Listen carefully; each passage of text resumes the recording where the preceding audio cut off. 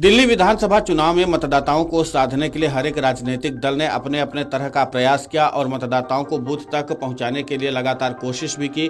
अब देखना ही होगा कि किसके पक्ष में कितने मतदाता पहुंच करके मतदान किए हैं, जिसका रिजल्ट 8 फरवरी को आएगा। लेकिन इन सब के बीच में दूसरी तरफ सुबह से मीडिया में दिल्ली चुनावों के साथ साथ प्रधानमंत्री नरेंद्र मोदी का महाकुंभ में संगम स्नान भी चर्चा का विषय बना हुआ था। पीएम मोदी महाकुंभ में डुबकी लगा चुके हैं। आम आदमी पार्टी और कांग्रेस को लगता है कि पीएम मोदी ने आज का दिन यानी 5 फरवरी का दिन संगम स्नान के लिए इसलिए चुना है ताकि दिल्ली विधानसभा चुनाव के लिए होने वाले मतदान में वोटर्स को प्रभावित किया जा सके।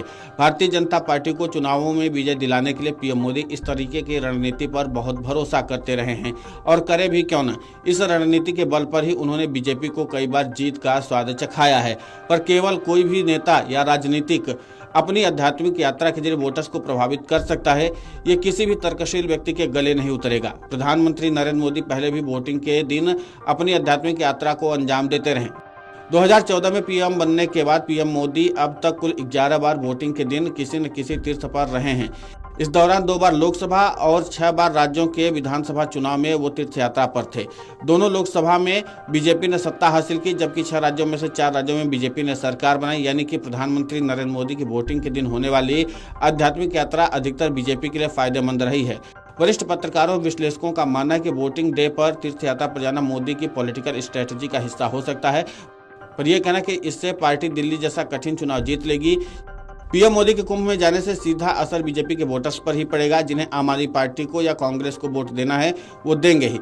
19 मई 2019 लोकसभा चुनाव के आखिरी चरण में 8 राज्यों की 59 सीटों पर वोट डाले जाने थे। इसी दिन प्रधानमंत्री नरेंद्र मोदी केदारनाथ मंदिर में भगवा कपड़ा पहने ध्यान लगाए हुए थे।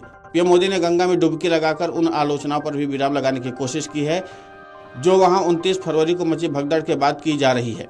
ये एक तरह से उत्तर प्रदेश सरकार की तैयारियों पर भी मुहर है जो भगदड़ के बाद विपक्ष के निशाने पर है। पीएम मोदी 2019 के कुंभ मेले में भी गंगा का स्नान किए थे। उन्होंने गंगा पंडाल में स्वच्छता ग्रहियों के पैर भी धोकर सामाजिक समरसता का संदेश दिया था। पीएम मोदी का समरसता का संदेश जनता तक पहुंचा भी था। इससे पहले पीएम नरेंद्र मोदी ने 2019 में कुंभ में डुबकी लगाई थी और सफाई कर्मियों के पैर धोकर समरसता का संदेश दिया था। देश में इन दिनों जातिगत सर्वेक्षण और जातिगत जनगणना की राजनीति का जोर है। विपक्ष की अधिकांश पार्टियां इसके समर्थन में हैं। कभी यह सामाजिक बदलाव और न्याय की राजनीति करने वाले दलों का प्रमुख एजेंडा हुआ करता था, लेकिन पिछले 1-2 साल से इसको लेकर कांग्रेस मुखर हो गई। कांग्रेस नेता राहुल गांधी अपने हर एक राजनीतिक कार्यक्रम में इसकी बात जरूर करते हैं। उनका दावा है कि उनकी सरकार जाति जनगणना कराएगी। यहाँ तक कि उनकी राज्य सरकारों ने अपने राज्यों में जातीय सर्वेक्षण कराए भी हैं। इन सरकारों का दावा है कि वो इसके आंकड़े के आधार पर नीतियां बना रहे हैं। बीजेपी और उनके नेता महाकुंभ में स्नान पर लगातार जोर दे रहे हैं।